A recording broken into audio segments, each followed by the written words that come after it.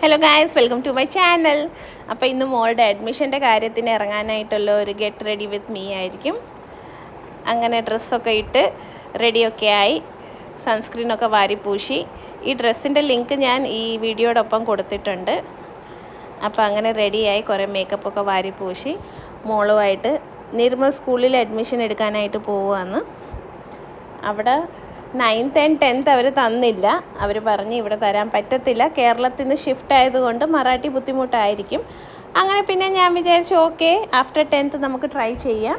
അങ്ങനെ +1 ആവാറായി. അങ്ങനെ ഞങ്ങൾ അഡ്മിഷന് പോയതാണ്. മേക്കപ്പ് ചെയ്തുകൊണ്ടിരുന്നപ്പോൾ എത്തി നോക്കാൻ എൻ്റെ മമ്മി വന്ന് നോക്കിയിട്ട് പോയി. അങ്ങനെ ഞാൻ റെഡിയായി. പിന്നെ നമ്മൾ താഴെ പോയി.